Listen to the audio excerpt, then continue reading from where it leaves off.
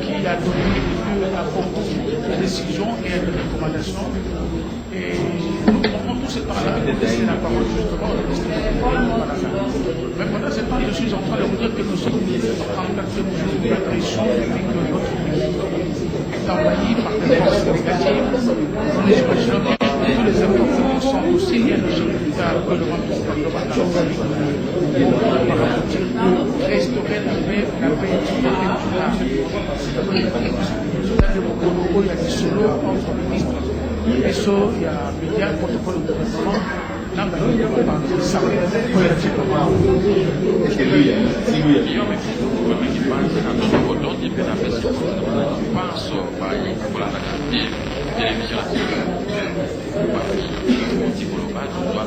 ouvrir le masque en son temps. Le ministre Mende vient d'entrer, nous vous laisserons suivre. Mesdames, Messieurs, nous aurons une courte communication. Il y aura bien sûr quelques questions à la fin. Le premier point concerne cette incursion annoncée des FDLR au Rwanda à partir du territoire de la République démocratique du Congo. Des allégations qui ont été faites tôt mardi dans la matinée. On a annoncé que des rebelles rwandais des FDLR seraient parvenus à pénétrer sur le territoire de la République voisine du Rwanda. Selon cette information relayée par la presse, les 10 rebelles seraient donc venus de la zone de Kibumba, en République démocratique du Congo. Nous avons tous entendu un groupe armé congolais assimilé à des forces négatives déclarer apporter son appui à cette action. À ce sujet, le gouvernement de la République démocratique du Congo tient à signaler qu'il n'existe aucune forme de collaboration entre les forces négatives FDLR et les forces armées de la République démocratique du Congo. Au cours de ces dernières années, les FARDC ont engagé plusieurs offensives très rudes contre ces forces négatives rwandaises, suite à la décision prise par le gouvernement de la République de les expulser du territoire congolais. La République démocratique du Congo s'est du reste joint aux efforts diplomatiques entrepris ici et là pour obtenir le tarissement des soutiens dont les FDLR bénéficiaient depuis l'extérieur, et notamment depuis l'Europe. Les FDLR, à notre connaissance, n'auraient plus qu'un effectif de quelques 1500 combattants, aussi bien au nord Kivu qu'au sud Kivu. Ceux qui les commandent nous sont connus.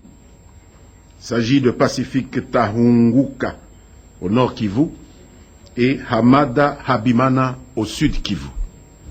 Ils sont activement recherchés par les services du gouvernement et par la justice congolaise, car les crimes qu'ils ont commis, ces FDLR, contre les populations de la République démocratique du Congo sont d'une ignominie et d'une atrocité inimaginable.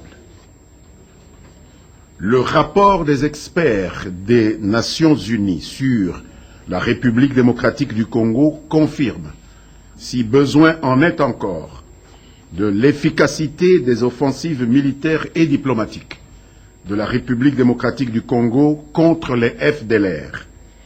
Des offensives qui, faut-il le rappeler, ont été passablement affaiblies par la mutinerie du M23 que le rapport des experts des Nations Unies accuse du reste, expressis verbis, de pactiser avec ces fameux FDLR. Il convient de rappeler que ce rapport des Nations Unies stipule en outre qu'il n'y a aucune preuve d'un quelconque appui des autorités gouvernementales congolaises à cette force négative rwandaise. La détermination de notre gouvernement à éradiquer les FDLR du sol congolais ne peut être mise en doute et ne souffre d'aucune ambiguïté. Que ces résidus de rebelles rwandais soient venus du territoire congolais ne doit en aucun cas laisser croire à une quelconque facilitation de la force gouvernementale congolaise en leur faveur. Pareille hypothèse est d'autant plus impossible que la région de Kibumba, d'où il serait, est sous le contrôle des mutins du M23 depuis plus de 2 semaines. Ce fait, mesdames, messieurs, constitue à lui seul une condition supplémentaire de l'indispensable nécessité qu'il y a à déployer le plus rapidement possible la force internationale neutre initiée par la Conférence internationale sur la région des Grands Lacs et dont le principe vient d'être adopté par l'Union africaine, l'effet de sécuriser la frontière entre le Rwanda et la République démocratique du Congo. Le deuxième point, c'est un appel au M23 à quitter la ville de Goma sans condition. L'objectif du gouvernement de la République démocratique du Congo n'est pas de guerroyer. Le gouvernement attend reconstruire la paix. La paix chez nous, la paix dans la région des Grands Lacs. Voilà pourquoi le président de la République démocratique du Congo, M. Joseph Kabila Kabange, s'est inscrit à Kampala dans une démarche de réduction de la tension dans la région, dans une démarche d'écoute et de réévaluation de l'accord du 23 mars 2009 que l'on a prétendu au tout premier jour des affrontements être à l'origine du conflit. Cette démarche qui a fait l'unanimité au sein de la Conférence internationale sur la région des Grands Lacs et de l'Union africaine a abouti, vous le savez, à des décisions impératives, dont la plus importante est le départ de la ville de Goma et des environs immédiats des éléments du M23. Et c'est le lieu de rappeler que c'est l'effectivité de ce retrait qui ouvrira la voie à la réévaluation par le président et le gouvernement des accords de 2009 et pas l'inverse. Mesdames, Messieurs, même si ce retrait a été annoncé depuis quelques heures, nous, gouvernement, attendons d'en visualiser l'effectivité, car les éléments du M23 et ceux qui les soutiennent nous ont habitués aux faux fuyants, nous ont habitués à des promesses non tenues. Il est donc encore trop tôt pour amorcer le débat sur la réévaluation de l'accord de 2009. Qu'il nous soit permis cependant d'observer que la formulation des revendications du M23 change chaque jour depuis qu'ils ont occupé le chef-lieu de la province du Nord Kivu. De nouvelles conditions, souvent tirées de la très prolixe rubrique des faits divers de la presse quinoise, souvent tirées de la rumeur extrêmement féconde qui imbibe Kinshasa, ces nouvelles conditions ruinent la crédibilité de leurs auteurs. On apprend ainsi, vous comme moi, que ce n'est plus la mauvaise application des accords du 23 mars 2009, signés entre le gouvernement et 55 groupes armés du Kivu, qui justifie la mutinerie du M23. Non, ce n'est plus cela. C'est la tentative d'assassinat par des inconnus de notre très respecté compatriote, le docteur Mukwege, de l'hôpital de Panzi au sud Kivu. Le M23 aurait été créé pour revendiquer une enquête sur la tentative d'assassinat sur Mukwege, une enquête qui a lieu d'ailleurs. Cet événement, je voudrais quand même le rappeler, est survenu 3 ans après les accords de 2009 et 4 mois après le lancement de la mutinerie. Alors, bizarre, n'est-ce pas, qu'un événement postérieur à la mutinerie justifie la création de la mutinerie avant qu'il ne soit survenu.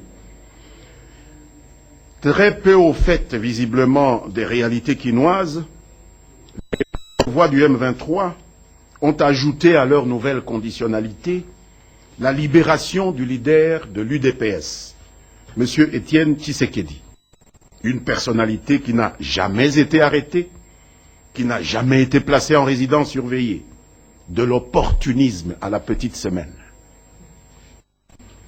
Autres exigences du M23, qui fait décidément feu de tout bois, en surfant avec ses bombes et ses mitraillettes sur les thèmes en vogue dans le riche débat démocratique, le riche débat de société qui accourt dans ce pays très démocratique qu'est la République démocratique du Congo, l'arrestation du général Numbi dans le cadre de l'affaire Tchebeya, du nom de notre compatriote activiste des droits de l'homme trouvé mort à Kinshasa début juin 2010, et la dissolution de la Commission électorale nationale indépendante.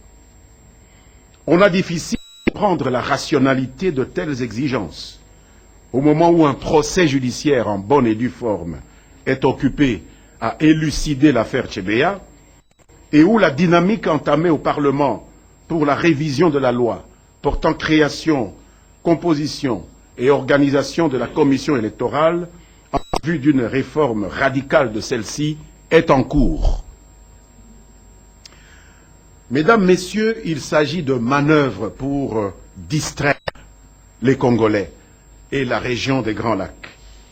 Mais ces manœuvres ne feront jamais oublier au peuple congolais que les éléments du M23 ont ramené à la surface dans notre pays des abominations, des horreurs que notre peuple s'était juré de ne plus jamais revivre, les affres de guerre qui sont imposées à notre pays.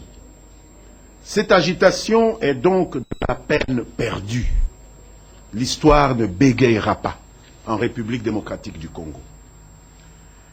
La réévaluation de l'accord de 23 mars 2009 n'amènera jamais ce pays à exonérer de leurs responsabilités les auteurs de crimes de guerre, de crimes contre l'humanité qui ont été dénoncés abondamment par notre peuple qui est au Nord Kivu et par l'Organisation des Nations Unies. Nous en appelons donc à la solidarité avec les victimes de cette guerre injuste. La région des Grands Lacs, à travers la CIRGL, l'Union africaine et la communauté internationale au niveau du Conseil de sécurité ont déjà exprimé, chacun à sa manière, leur solidarité avec le peuple congolais et l'État congolais meurtri. La France a ainsi fait adopter au Conseil de sécurité la résolution 2021 qui condamne les attaques du M23 contre la République démocratique du Congo et demande à tout pays étranger qui soutient ce groupe de mettre fin à un tel soutien. Par la voix de son ministre des Affaires étrangères, M. Laurent Fabius, la France a en outre réclamé une révision du mandat des 17 000 casques bleus des Nations Unies déployés en République démocratique du Congo, estimant à bon escient que déployer 17 000 hommes et fixer un mandat qui ne leur permet pas d'intervenir, c'est absurde. Fin de citation. Les États-Unis ont pour leur part récemment condamné la violation de la souveraineté de la RDC et appelé nos voisins rwandais à amener, je cite le gouvernement américain, le M23 à se retirer et faire en sorte qu'il ne bénéficie plus de soutien extérieur. Fin de citation. Le gouvernement congolais est sensible à ces marques de solidarité avec notre peuple et il tient à exprimer sa reconnaissance à tous ses partenaires de bonne volonté. Suite au combat de ces derniers jours, une véritable catastrophe humanitaire s'est abattue sur le Nord Kivu, avec des nouveaux mouvements impromptus et incontrôlés de populations déplacées, notamment à partir des camps de réfugiés et de personnes déplacées de Kanyaruchinya et de Mbunga. Sur le plan humanitaire, en plus des morts directes consécutives aux affrontements armés, un désastre indescriptible implique plus de 300 000 personnes exposées depuis avril 2012 à l'errance, aux intempéries, aux maladies, privées de nourriture, d'eau potable, de soins médicaux. Suite à la coupure générale d'alimentation d'énergie électrique, provoquée intentionnellement par les éléments du M23 à Goma, tous les stocks de vaccins qui ont été prévus pour différentes campagnes de vaccination de nos enfants et des moins âgés au Nord Kivu ont été endommagés. De sources hospitalières et municipales, les assassinats ciblés perpétrés par le M23 ont coûté la vie à 64 Congolais, rien que dans la seule ville de Goma, pendant les quelques jours d'occupation de cette ville. 228 civils grièvement blessés par balle ou à la baïonnette ont été reçus dans différentes formations médicales du chef-lieu de la province du Nord Kivu. Je voudrais signaler que la dernière victime en date de ces pogroms, c'est M. Ouzaribara Machano, qui a été abattu à bout portant sur le site de l'hôtel Caribou par des éléments du M23. Mesdames, Messieurs, cet ignoble assassinat de M. Ouzaribara Machano a eu lieu cette nuit, vers 1h30 du matin, c'est-à-dire quelques heures après le discours hypocrite et spécieux du sieur Runiga sur les prétendues motivations humanitaires de la pseudo-mutinerie. Fait grave, à l'hôpital militaire de Katindo, des éléments du M23 ont enlevé à la pointe des armes tous les blessés de guerre intransportables des forces armées de la République démocratique du Congo. Aucun, jusqu'à présent, n'a donné signe de vie à ses proches. Plusieurs centaines d'enfants de moins de 17 ans ont été contraints à s'enrôler dans les rangs des éléments du M23. Il s'agit bien de cas avérés de crimes de guerre qui doivent, du point de vue de notre gouvernement, être traités comme tels. La République démocratique du Congo attend de tous ses amis et de toutes les bonnes volontés dans la région, en Afrique et dans le monde, une solidarité concrète pour permettre à la justice de passer, qu'elle soit nationale ou internationale, pour soulager les souffrances indicibles endurées par notre population au Nord Kivu. Nous en appelons également à un élan interne d'une solidarité nationale utile pour la même fin. Il faut malheureusement ajouter à ce tableau de détresse des informations faisant état de razzias systématiques perpétrées dans la ville de Goma, occupée par les rebelles du M23 et leurs complices. Ainsi, depuis le 20 novembre 2012, date de l'entrée des mutins et de leurs accompagnateurs à Goma, plusieurs résidences officielles, entrepôts, véhicules d'entreposage de carburant, véhicules 4x4, officiels et privés, ont été systématiquement pillés avant d'être emportés vers une destination inconnue, en tout cas hors du territoire de la République démocratique du Congo.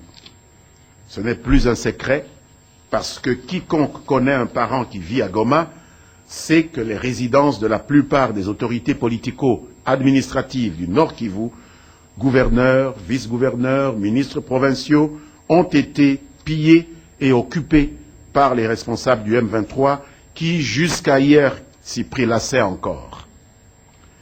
L'hôpital militaire de Katindo, dont nous avons parlé ci-dessus, a été littéralement cannibalisé le 25 novembre dans la nuit par des casseurs du M23 qui sont allés jusqu'à démonter les installations d'une morgue moderne d'une capacité de 12 dépouilles mortelles, récemment acquises par les autorités congolaises. Les pièces de l'installation ainsi démontées ont été emmenées hors de notre pays par ceux qui osent sans rire se qualifier de patriotes congolais. Mesdames, Messieurs, l'imposant charroi automobile affecté par le gouvernement de la République à l'Office des routes pour la construction et la réfection du réseau routier du Nord Kivu a tout simplement disparu entre les mains des sbires du M23. Il en est de même des véhicules de l'Office des voiries et drainage, qui est en charge des travaux publics dans la municipalité de Goma, et de ceux de la police nationale congolaise, qui venait de recevoir une importante dotation pour le service du maintien d'ordre. Tous ces véhicules ont pris la direction d'un poste frontalier proche, d'où aucun n'est encore revenu à ce jour. Dans le même temps, ces bandits ont cassé les bureaux relevant du ministère des Finances à Goma et fait main basse sur 300 plaques d'immatriculation de véhicules, sans doute pour couvrir leur rapine. Des véhicules volés, des plaques d'immatriculation volées, suivez mon regard. L'immeuble abritant l'Assemblée provinciale du Nord Kivu a été pillé de fond en comble. Ces biens publics et privés emportés vers l'étranger feront, nous y comptons bien, l'objet de procédures de réclamation en restitution en bonne et due forme. Les stocks de minerais qui étaient saisis par les services de l'État sont aussi volatilisés, alors qu'ils étaient frappés par une interdiction d'exportation du fait de la non-déclaration de leur site de provenance. De nouveaux crimes économiques contre la République démocratique du Congo. Une tentative de pillage de la chambre forte de la Banque centrale à Goma, débutée dimanche dans la journée, avait échoué jusqu'à hier soir. Mais les coups de burin, les marteaux-piqueurs se sont relayés toute la nuit avec de puissants groupes électrogènes installés autour de l'institution bancaire.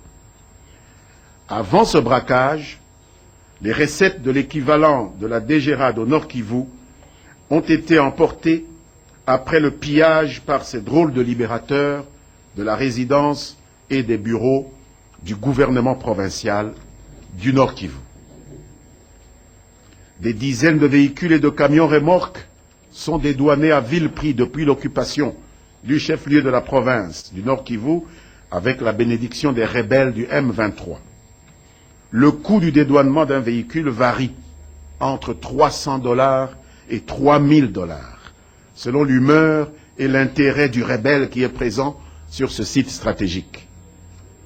Les sources du gouvernement estiment à plus ou moins 50 véhicules par jour les dédouanements effectués dans les douanes dites Grande Barrière et Petite Barrière.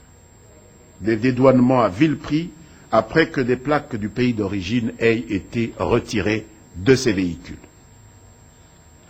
Mesdames, Messieurs, tout en réaffirmant sa disponibilité à réexaminer le niveau d'exécution des accords qui ont été conclus avec les 55 groupes armés du Kivu en 2009 et à répondre aux griefs légitimes formulés en rapport avec les 10 accords, dès que Goma sera totalement libéré de toute occupation irrégulière, le gouvernement de la République démocratique du Congo termine cette communication en réitérant sa volonté inébranlable de voir les auteurs de tels actes de barbarie en répondre devant la justice, tant nationale qu'internationale.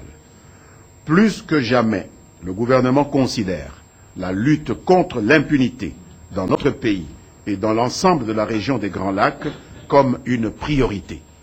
Parce que c'est bien l'impunité qui est à la base de tous les malheurs qui s'abattent continuellement sur notre pays et sur son peuple. Je vous remercie.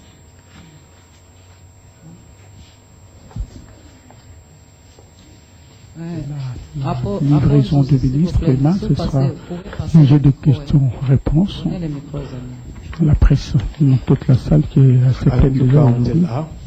J'ai quelques petites préoccupations, monsieur le ministre. La première est celle de savoir que pensez-vous de ceux qui proposent des négociations type Sun City, qui parlent de Sun City bis.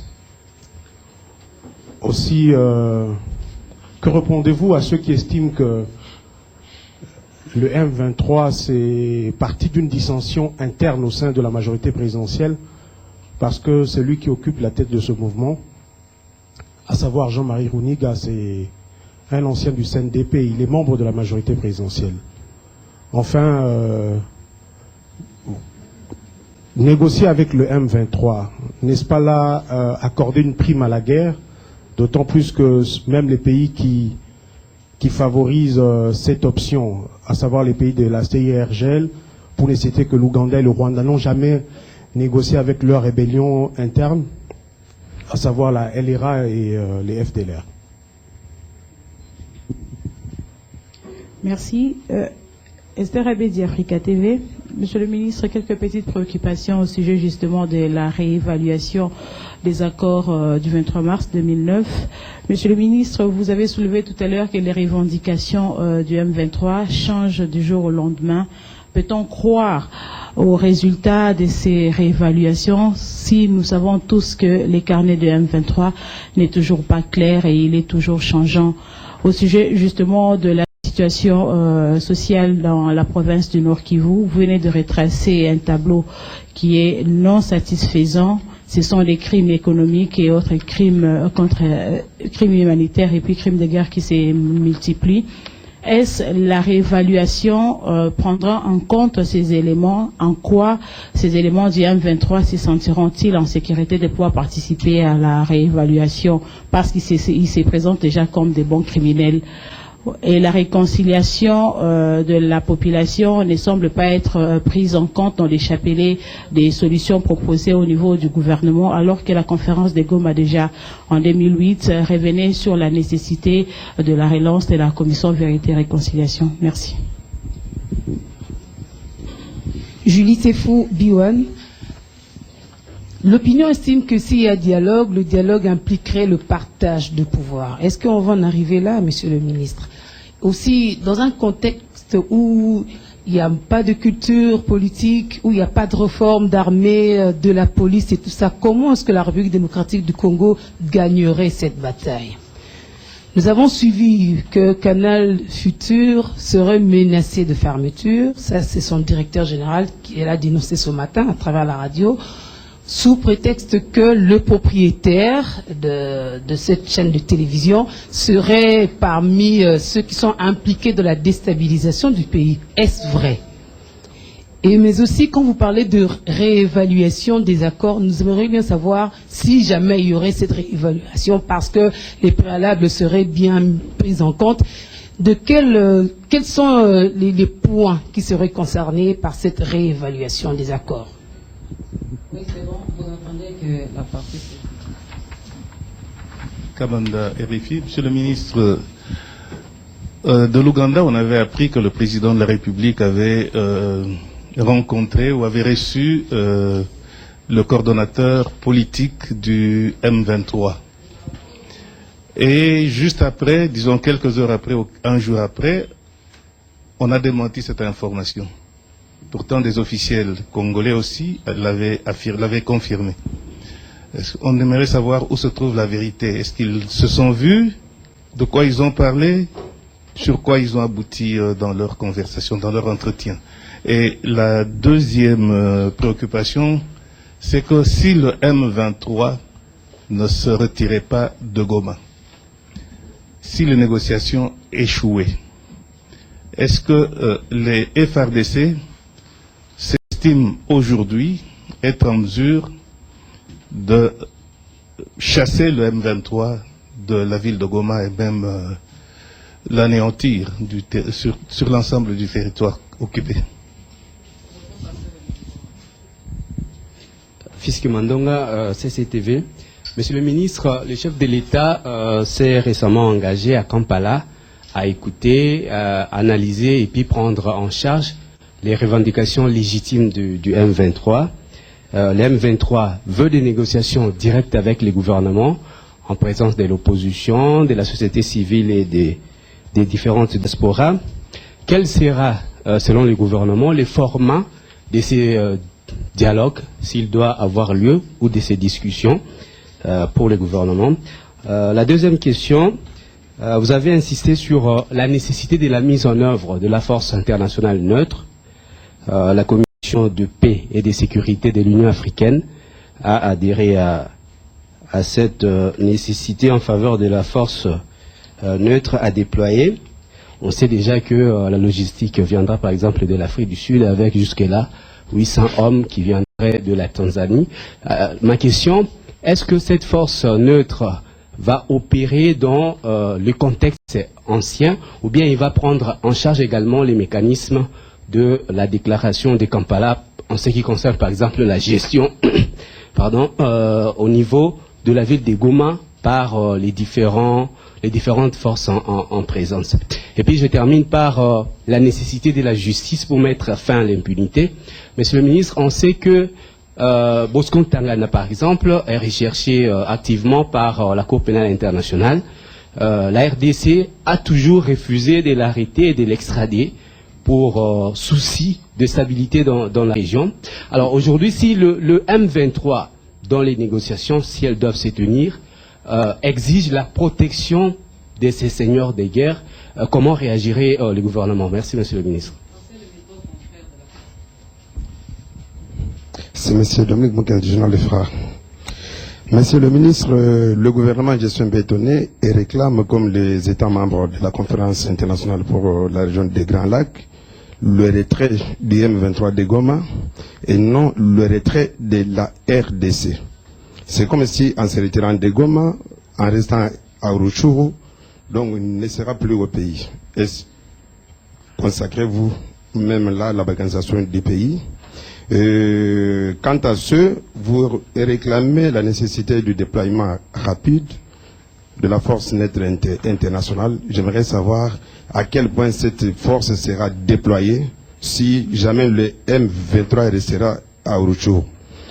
Enfin, la mère Mende, que je connais, à chaque point de presse, il fustigeait le rôle négatif joué par le roi de l'Ouganda aujourd'hui, n'a pas fait allusion.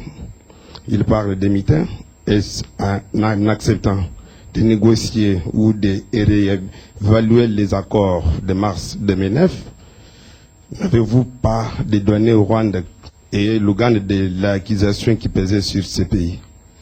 Merci. Patinki Télé 50. Monsieur le ministre, il y a quelques jours, le président de la République sanctionnait un officier pour son implication dans l'appui justement à quelques groupes armés. Il s'agit du général Amissi. À ce jour, faute de son grade, faute également du grade des officiers militaires justement qui sont au niveau de la cour militaire, il ne peut pas être entendu. Alors, en ce moment, on risque de tomber dans le même schéma que chez BA. Quelles sont les dispositions prises, justement, par rapport à ça? Merci, monsieur le ministre. Richard Chakro, le TGA. Est-ce que le gouvernement congolais, aujourd'hui, n'est pas pris dans son propre piège pour évaluer les accords du 23 mars 2009, d'autant plus que, selon ce qui est parmi les articles de ces accords, il est prévu le découpage territorial sur base ethnique. Aujourd'hui, c'est le M23 ex-NDP qui réclame. Le gouvernement congolais ne craint pas que demain, ce sera d'autres groupes armés qui vont encore prendre les armes et ce sera le cycle infernal. Merci. Monil Feboso, Télé 7. Monsieur le ministre, quand vous avez signé cet accord du 23 mars 2009, le M23 n'existait pas. Sur le plan de droit, comment est-ce que vous allez réévaluer ou réexaminer cet accord avec un mouvement qui n'existait pas? D'autant plus que le CNDP, c'est un parti politique aujourd'hui membre de la majorité présidentielle. Vous ne voyez pas que vous serez en porte-en-faux par rapport à ces revendications, d'autant plus que nous savons que tous les 50 quelques mouvements, milices de l'Est du pays n'ont pas la même revendication que le M23. Ne serait-il pas possible que vous voyez plutôt les nouvelles revendications du M23 qui changent du jour au lendemain, comme vous l'avez dit vous-même? Et, monsieur le ministre, vous avez dit qu'il n'y a pas de prime aux crimes qui sont commis. Mais est-ce que vous ne craignez pas qu'en négociant, en réexaminant, que ceux qui avaient déserté les rangs des FARDC reviennent dans l'armée et que tout ce que vous avez arrêté comme disposition tombe caduque? Et nous aurons encore, entre guillemets, si on peut les appeler des criminels de guerre, dans les rangs des forces armées de la République démocratique du Congo. Merci. Élisée Odia, Congo Web Télévision. Peut-être juste renchérir quelques questions déjà posées. La première, c'est en rapport avec la force neutre, si on peut avoir une idée sur sa composition. On parle de l'Ouganda et du Rwanda qui feront également partie de cette force neutre, si vous pouvez nous le confirmer. Mais également par rapport au retrait de M23 et la réévaluation des accords, est-ce que la thèse d'une agression est encore de mise? Voilà, c'est la dernière intervention. Bien. La première question d'Antenne A sur la proposition de Sun City Bis, je voudrais ici être très clair. Il y a des compatriotes qui croient que toutes les occasions sont bonnes pour arriver à leur fin. Que l'on agresse notre pays, qu'il y ait des gens qui soient en train de mourir, que les auteurs de ces abominations soient connus, au lieu de se focaliser dans la défense de l'intégrité de notre pays, dans la solidarité avec les compatriotes victimes de ces abominations, on regarde seulement ce qui peut servir ses petits intérêts égoïstes.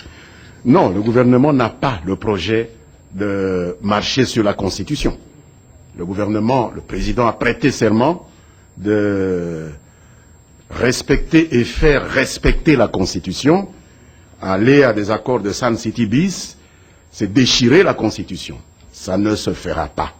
Ni dans le cadre du réexamen de ces accords de 2009, où on a clairement fait allusion au respect des institutions et de la Constitution, et encore moins ex nihilo, comme ça, parce qu'on a été agressé, il faut déchirer sa Constitution. Ça veut dire que n'importe qui va nous taper quelque part, va nous amener à remettre en cause la volonté du peuple congolais. Ça ne se fera pas. Je voudrais vraiment que nous soyons clairs. Il y a des gens qui le disent, mais vous savez que cela dépend du gouvernement. Vous savez que cela dépend du président de la République. Vous savez que s'il ne tenait qu'à ces gens du M23, nous ne serions même pas en vie. Donc, vous savez que le gouvernement a le contrôle de tout ce processus. Donc, il n'y aura à aucun moment retour à Sun City, c'est-à-dire violation de la Constitution, on fait table rase des institutions parce qu'il y a eu un événement douloureux. Non, la Constitution est là comme un rempart. C'est la volonté du peuple congolais. Personne ne peut venir comme ça de son initiative ou des acteurs extérieurs venir obliger les Congolais à changer leur ordre constitutionnel. Ça, ni la CIRGL, ni les Nations Unies, ni l'Union africaine, personne ne nous a demandé cela. Et si vous lisez très bien la déclaration des chefs d'État de Kampala, il y a une incise extrêmement importante qui exige des M23 de cesser de menacer de renverser. Ils ne nous ont pas renversés. Ils parlent seulement de nous renverser et les chefs d'État leur disent arrêtez même de parler de ça. Des institutions légitimes. Légitimes sur base de quoi? De la Constitution. Donc il n'y aura pas réécriture de la Constitution, parce que c'est ça qu'on appelle Sun City Bis. Je pense qu'il faut que les amis oublient cela. Nous avons lancé un message à l'unité nationale. Ce n'est pas pour aider ceux qui sont les ennemis de la paix dans notre pays, mais c'est pour consolider notre peuple dans sa volonté qui est quelque chose structuré dans la Constitution. Le M23, dites-vous, est une manifestation de dissension interne qui traverse la majorité présidentielle parce que le CNDP était membre ou est membre de la majorité présidentielle. Tout d'abord, je sais qu'il y a eu une dissension au sein du CNDP, de sorte qu'on peut considérer le M23 comme une dissension au sein du CNDP, dont le président, l'honorable sénateur Mwanga Chouchou, est toujours ici à Kinshasa, participant à ces efforts de solidarité avec le peuple du Nord Kivu, participant à cet effort de solidarité contre l'agression de notre pays. Donc, c'est une figure de style que l'opposition utilise, faute d'arguments, c'est de dire que le M23 a été créé par le gouvernement, alors que c'est le gouvernement qui est l'instrument du peuple congolais contre cette agression qu'incarne le M23 aujourd'hui.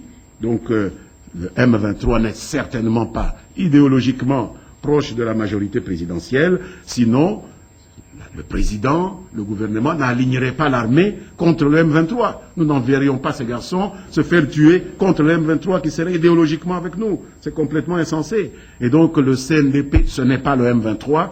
La situation du CNDP au sein de la MP est en discussion, mais nous avons vu des responsables attitrés du CNDP qui ont condamné l'action, qui se font menacer, qui se font même tuer là-bas par ceux qui prétendaient appartenir avec eux au même courant de pensée. Donc la dissension, c'est au sein du CNDP, pas au sein de la majorité présidentielle. Ce sont des choses qui arrivent dans les corps qui composent la majorité présidentielle sans nécessairement être un problème entre la majorité présidentielle ou au sein de celle-ci.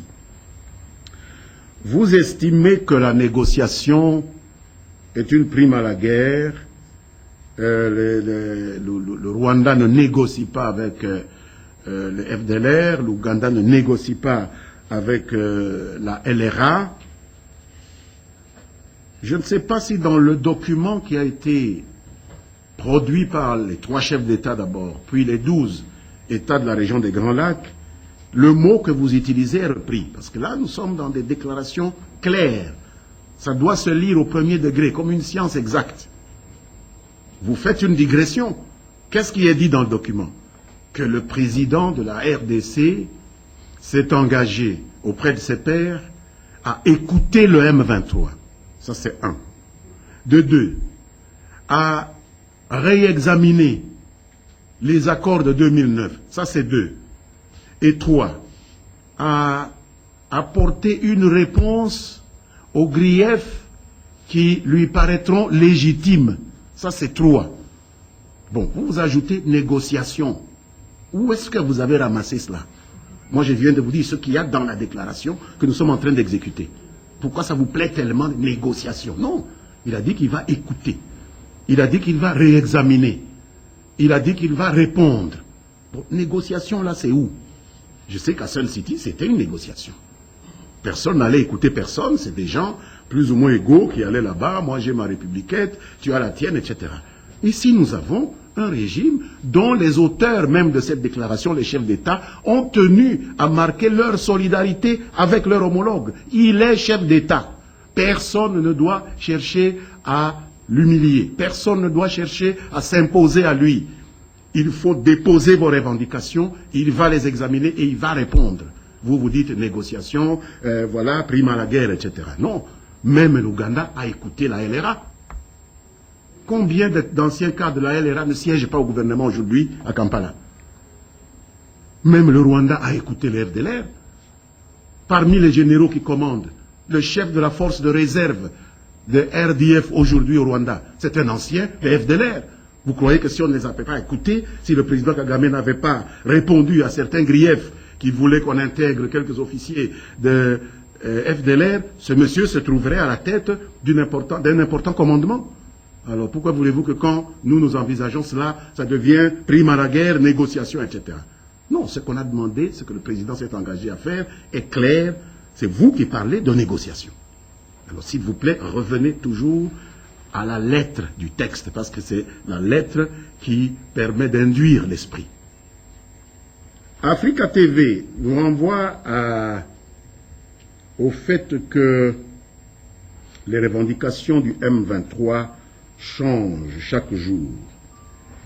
Alors, est-ce que réévaluer les accords de 2009 ne va pas être un échec parce que chaque jour ça change? Je ne vois pas en quoi cela pourrait porter à caution, parce que les seules revendications du M23 qui feront l'objet de réexamen selon l'entendement du gouvernement et l'esprit et le texte de la déclaration de Kampala des chefs d'État, c'est ceux qui ont un rapport avec les accords de 2009. Ce n'est pas des histoires d'aller...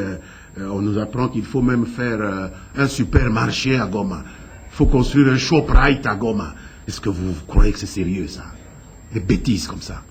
Non, nous parlons bien des revendications qui sont dans un cahier de charges qui a été pris en main par les délégués du gouvernement en 2009, et quand même le nom de ce mouvement, de cette pseudo-mutinerie, son nom quand même a du sens. Il faut quand même que ces gens se rappellent qu'il s'appelle M23. Le 23 là, ce n'est pas du hasard. C'est le 23 mars 2009. Alors pourquoi voulez-vous que nous prenions en compte les revendications loufoques qu'on veut mobiliser des soutiens à Kinshasa? Oui, M. Kamanda a eu des ennuis avec la police hier, demandons qu'on le libère, il va nous soutenir. Mais enfin, c'est ridicule. Vous croyez que notre gouvernement va se plier à des bêtises comme ça? Ni nous, ni la CIRGL, ni les Nations Unies, ni personne ne peut accepter cela. On leur a déjà dit qu'ils sortent de Goma sans conditions. Ils n'ont pas de conditions à mettre.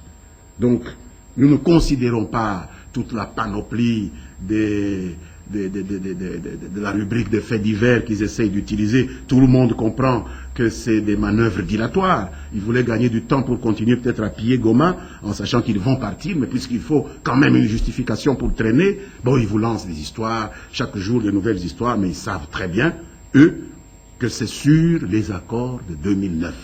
Ces accords, nous allons les évaluer dès qu'ils auront terminé à évacuer Goma. Dès que le dernier de leurs hommes quitte Goma, nous comptons 48 heures et nous commençons à évaluer. Nous n'avons pas dit nous commençons à négocier. Nous commençons à réexaminer ces accords-là pour voir quels sont les griefs qui sont effectivement légitimes. C'est le président qui juge de la légitimité des griefs. C'est lui qui a un mandat du peuple congolais. Il n'y a personne qui a ce mandat-là. L'autre question d'Africa TV, c'est les destructions au Nord Kivu, qui font que maintenant ces gens sont des criminels.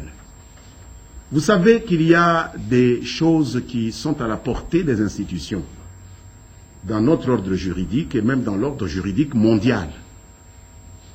Vous avez pillé un magasin, vous avez volé une vache ou des choses comme ça, on peut, pour des raisons d'opportunité, de paix et tout ça, vous amnistier. Mais vous commettez des crimes de guerre, comme ceux que je viens d'indiquer ici, de détruire des stocks de vaccins, de prendre des militaires blessés, intransportables, les obliger à marcher jusqu'à les tuer, parce qu'ils ne peuvent pas marcher. Vous les obligez, un type qui a un tibia broyé, vous l'obligez à marcher, puis il tombe. C'est ça qu'on appelle des crimes de guerre.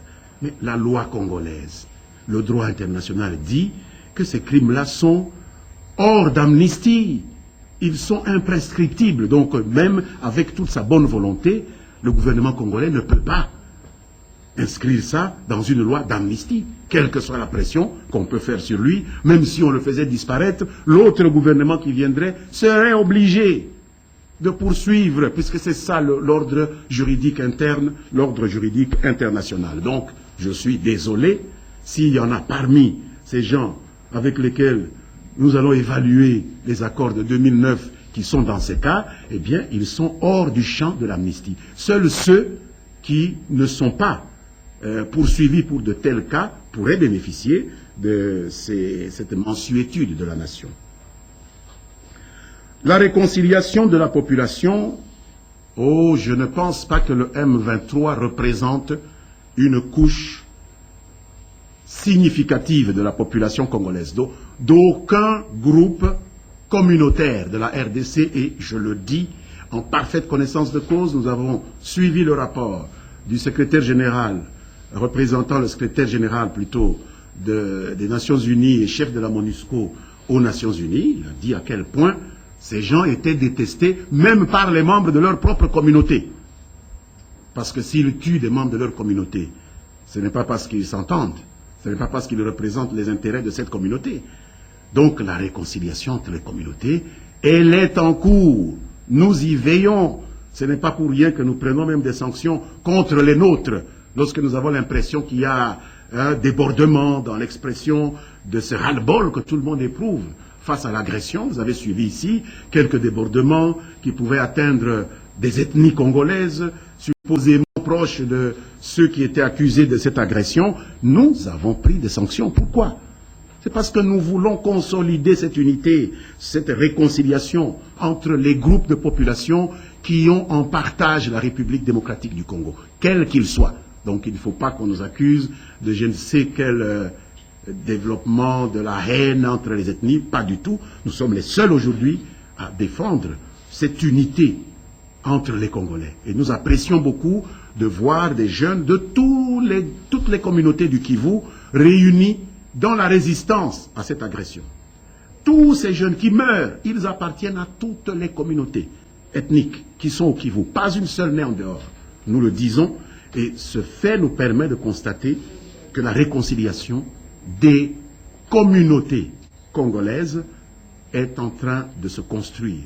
Et c'est des actions comme celles que nous voulons éradiquer maintenant qui menacent justement cette réconciliation. B1, dialogue égale partage de pouvoir. Eh bien, si le dialogue égale partage du pouvoir, alors il n'y aura pas de dialogue. Mais s'il s'agit de revisiter des engagements que le gouvernement a pris en 2009 avec les 55 groupes armés pour ramener la paix au Kivu, eh bien, on va revisiter cela. Personne ne nous ramènera vers un Sun City bis. Il ne faut pas rêver. J'ai dit l'histoire ne va pas bégayer. L'histoire bégayait avant que nous ayons la Constitution de 2006. Je vous le dis toujours à l'occasion de nos rencontres, après 2006 ne peut pas être égal à avant 2006. C'est impossible. Tout se fait en RDC maintenant conformément à la Constitution. Souvenez-vous que même lorsque le CNDP voulait participer à des positions de pouvoir, la seule chose qu'on leur a dit, c'est d'adhérer à la majorité qui constitutionnellement peut distribuer des positions de pouvoir. C'est pourquoi il a adhéré, ce n'est pas par hasard. Donc tout passe par la Constitution. Donc il n'y aura pas de partage non constitutionnel de pouvoir. Tout se passera conformément à la Constitution et la Constitution donne une marge assez confortable au président de la République et à sa majorité, puisqu'il est le chef de la majorité, pour pouvoir éventuellement répondre à des problèmes qui lui sont posés dès lors qu'ils lui apparaissent légitimes. Donc la question n'est pas de faire pression sur le gouvernement ou sur le président, non, c'est la Constitution qui donne des pouvoirs jusqu'en 2016, c'est lui et lui seul qui fait cette dispensation-là. Donc il y a intérêt à ces gens à bien se comporter vis-à-vis de lui, à le respecter. Alors, vous dites qu'il n'y a pas de culture politique au Congo, comment est-ce qu'on peut gagner la bataille? Mais c'est la lutte que nous sommes occupés à mener. Il y a une culture politique en gestation en République démocratique du Congo. Il nous appartient à nous tous de la consolider. Nous ne pouvons pas rester ce peuple sans culture que l'ancien président sénégalais, M. Wade, lorsqu'il est venu ici pour assurer une médiation entre l'ancien régime et l'opposition, nous avait taxé de façon tout à fait qui ne nous remplit pas de fierté. Nous pensons que nous évoluons. Nous avons accumulé de l'expérience. Nous savons que la culture politique commence par le respect d'un corpus qui s'appelle la Constitution. Parce que c'est le respect de la volonté du peuple. La culture politique, c'est le fait de ramener tout le monde au respect de la volonté du plus grand nombre. Et la volonté du plus grand nombre est dans la Constitution. C'est pourquoi nous maintenons le cap. On ne nous sortira pas de ce cap-là. C'est ça la culture politique. Canal Futur menacé de fermeture pour participation à la déstabilisation. Non, la question est mal posée. Canal Futur n'aimait pas. Ça fait des années que cette télévision n'aimait pas. Comment on peut fermer quelque chose qui est fermé? Est-ce que c'est possible? Canal Futur n'est pas en train de fonctionner pour qu'on ferme Canal Futur. Canal Futur fait des démarches pour pouvoir être autorisé à émettre. Des démarches administratives normales. Dans l'examen du dossier de cette télévision, le ministère des médias qui est en charge de ces autorisations a noté qu'au niveau des services compétents du gouvernement, il existe une enquête en cours sur une implication présumée. C'est une présomption, parce que les services du gouvernement n'ont pas qualité pour déclarer quelqu'un coupable ou quoi, mais il y a une présomption assez sérieuse de l'implication d'un des partenaires dans ce projet dans la déstabilisation en cours de notre pays. À moins de me dire que la déstabilisation en cours de notre pays, moi je la rêve, elle n'existe pas, que personne n'est en train de déstabiliser notre pays, mais si effectivement notre pays est en train d'être déstabilisé et que des informations arrivent à un ministère responsable du gouvernement qu'il y a quelqu'un dans ce secteur qui veut opérer dans ce secteur qui est présumé impliqué dans cette déstabilisation, la moindre des choses, c'est d'attendre la fin de cette enquête. Et c'est ce que nous avons fait. Nous n'avons pas dit qu'on ne donnera pas l'autorisation d'émettre. Nous avons dit, nous avons informé très honnêtement notre partenaire que j'ai pris la décision de surseoir à la clôture de ce dossier. Parce que si je le clôt maintenant avec cette présomption, je vais refuser. Quelqu'un qui est présumé prendre part à une agression contre le pays qui est en train de se dérouler. Mais écoutez, l'émotion de l'opinion veut que si je l'autorise, je risque d'être interpellé au Parlement et d'avoir des problèmes. Et donc, par souci pour ses propres droits, je dis, je ne l'examine pas tant que je n'ai pas reçu les résultats de cette enquête. Prenez patience. C'est ce que nous avons dit et je ne change pas d'un iota ma position. Alors, la réévaluation, sur quel point? La réévaluation, c'est la réévaluation des accords du 23 mars 2009. Vous avez tous reçu copie de ces accords.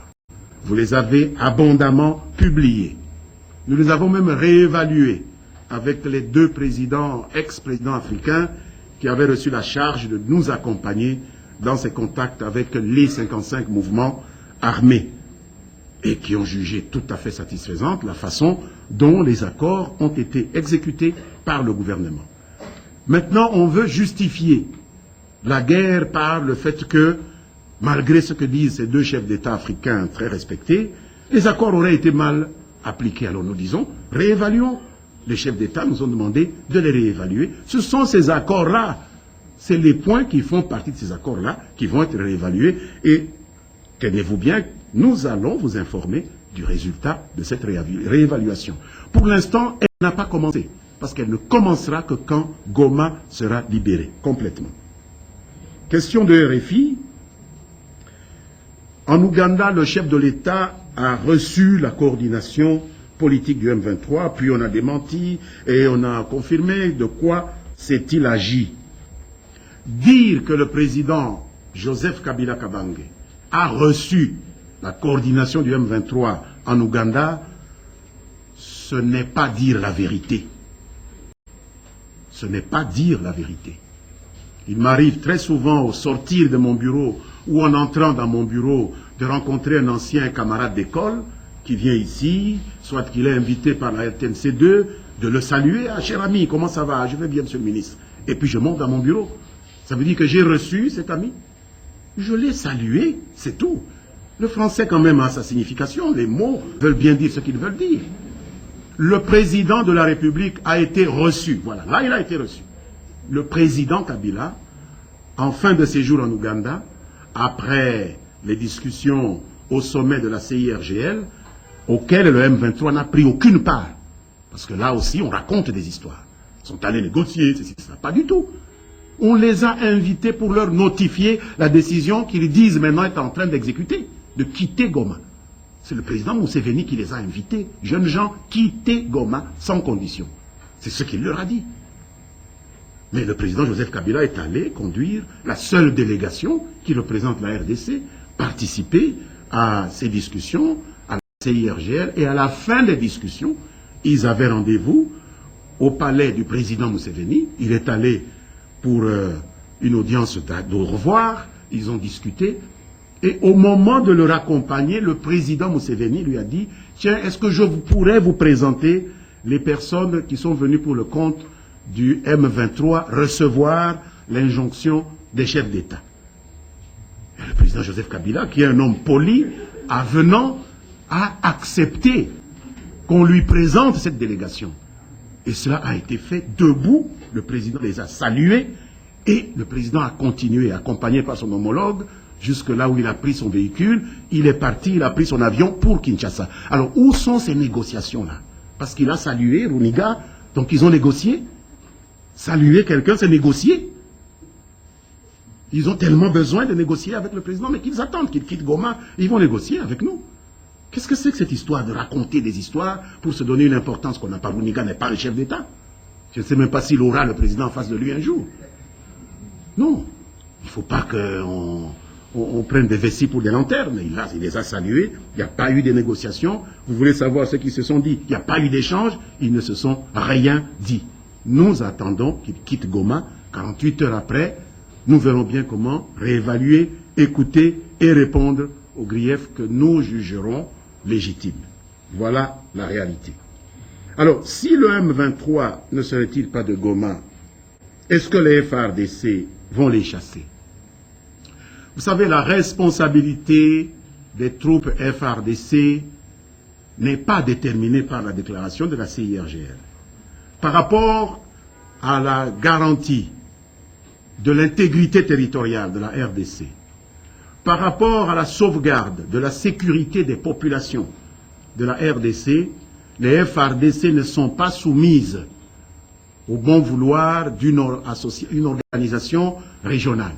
C'est un devoir permanent pour les FARDC de expulser du territoire congolais toute force irrégulière. C'est un devoir permanent des FARDC de réduire tout groupe en armes irrégulier sur notre territoire, qui s'appelle M23, qui s'appelle FDLR, qui s'appelle Raïa Mutomboki. Les FARDC ont le devoir de désarmer quiconque est en armes sans appartenir ni au FARDC, ni à la police, ni aux services officiels de sécurité. Donc il ne faut